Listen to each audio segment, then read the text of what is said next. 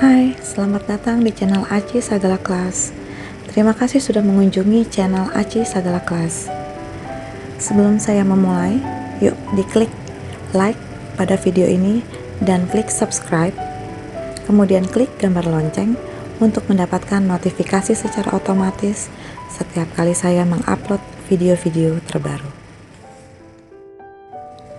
Dalam video ini saya akan memberikan tips untuk membuat media pembelajaran dengan menggunakan PowerPoint atau PPT yang sesuai dengan kurikulum 2013 yang menggunakan pendekatan tematik, yaitu beberapa muatan pelajaran diintegrasikan dalam sebuah rangkaian kegiatan pembelajaran yang utuh. Dan saya juga akan menunjukkan struktur tampilan PPT tersebut secara terperinci. Tips membuat media pembelajaran dengan PowerPoint atau PPT dari saya adalah sebagai berikut. Yang pertama, desain slide harus kita buat menarik. Yang kedua, memberikan gambar-gambar yang menarik dan sesuai dengan pembahasan. Tips yang ketiga, kalimat disesuaikan dengan kebutuhan. Misalnya, jika PPT akan ditampilkan untuk presentasi yang sifatnya langsung tatap muka, maka sebaiknya disingkat saja. Hanya poin-poin yang penting saja yang kita cantumkan. Tetapi jika PPT adalah untuk pembelajaran tanpa presentasi seperti kegiatan pembelajaran home learning, boleh berupa deskripsi singkat dan jangan dibuat poin karena akan membuat siswa menjadi kesulitan untuk menerjemahkan kalimat dalam slide tersebut. Tips yang keempat, sesuaikan urutan slide dengan langkah yang sesuai dengan proses KBM kurikulum 2013. Jadi harus tematik, bukan per muatan pelajaran atau maksudnya di sini muatan pelajaran hanya tersirat saja gitu.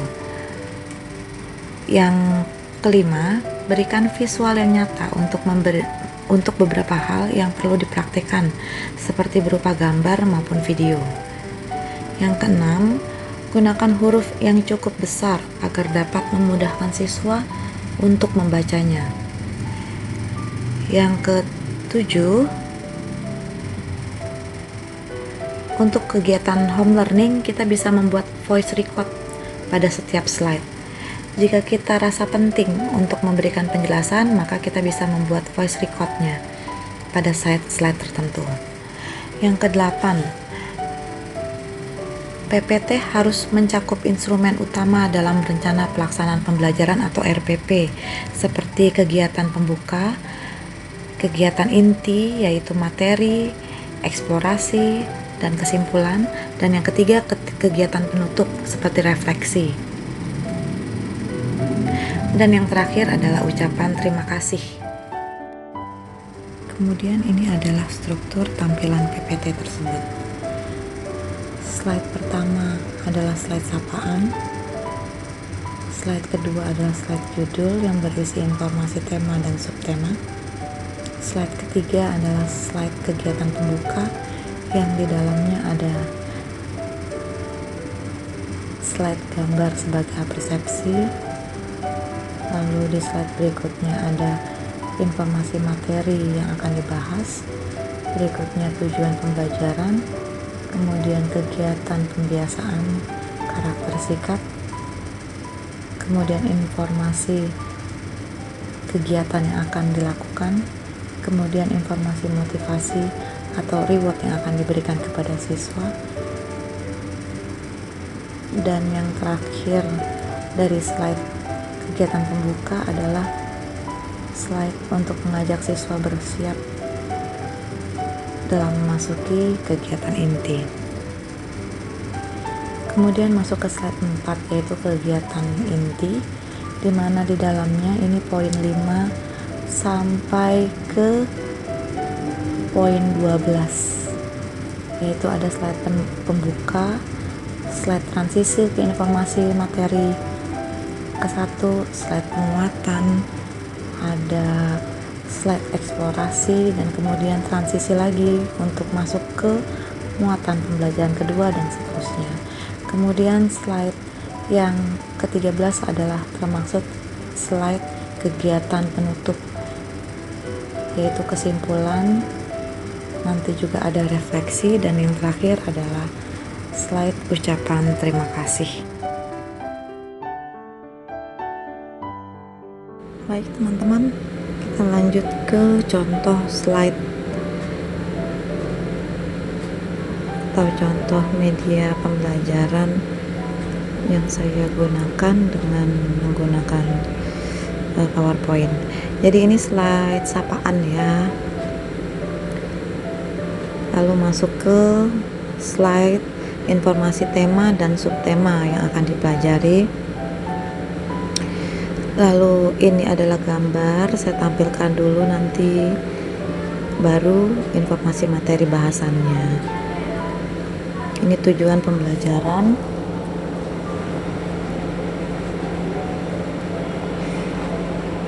Lalu ini masuk ke karakter sikap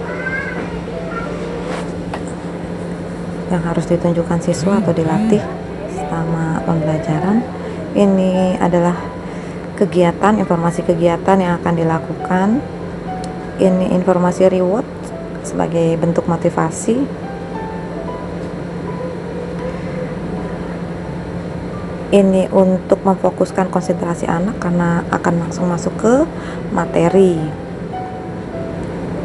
Ini adalah transisi ya, untuk masuk ke materi pertama. Ini materi. Jadi materi ini bisa kita ambil tambahan dari sumber-sumber lain lalu kita taruh di slide kita. Tapi untuk contoh ini, semua materi di slide ini saya ambil dari materi yang ada di buku siswa, buku pegangan siswa. Saya usahakan ada gambar, jadi untuk menarik siswa gitu, biar lebih menarik untuk siswa ya.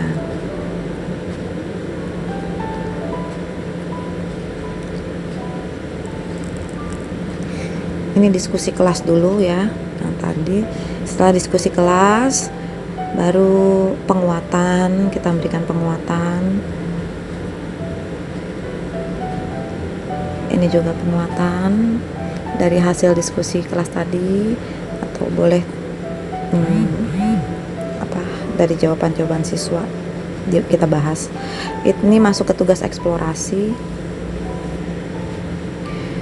Apabila kegiatan dilakukan di rumah atau kita melakukan kegiatan pembelajaran home learning,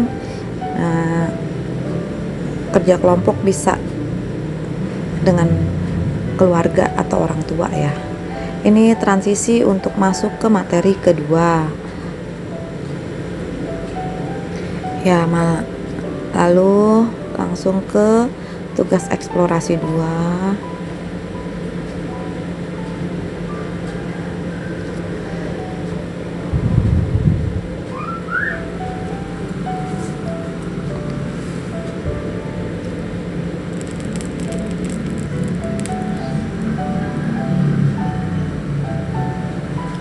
Ya, ini bentuknya seperti pertanyaan ya, kita tampilkan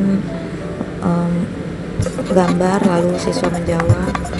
Ini video untuk contoh visual, jadi anak tidak hanya kita minta untuk membayangkan, tapi kita bawa contoh visualnya langsung ke hadapan mereka untuk masuk ke materi ketiga.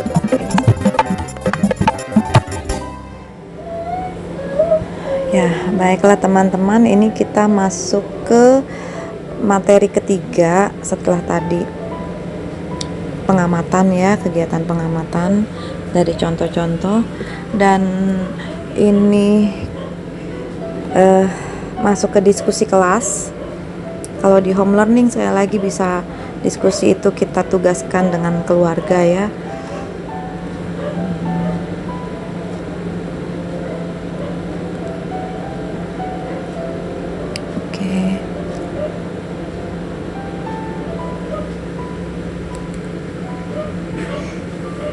Ini masih diskusi kelas.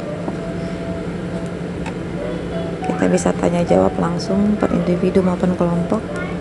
Lalu kita berikan penguatan sebelum kita kembali memberikan tugas eksplorasi. Ini tugas eksplorasinya.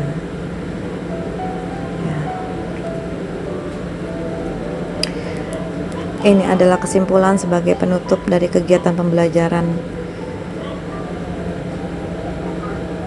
Dan slide terima kasih, ucapan terima kasih untuk semua siswa. Oke, baik teman-teman, demikianlah tips dan contoh untuk membuat media pembelajaran dengan media PowerPoint. Jika ada teman-teman yang masih kesulitan dalam membuat media pembelajaran dengan PowerPoint, boleh silahkan tulis komentar di kolom komentar di video. Saya akan jika ingin saya membuatkan cara atau tutorial cara membuat media dengan PowerPoint. Terima kasih sudah menonton video saya. Semoga video saya ini bermanfaat. Jangan lupa klik like dan klik subscribe untuk mengikuti channel saya, dan jangan lupa juga untuk menyalakan lonceng dengan cara klik lonceng. Terima kasih.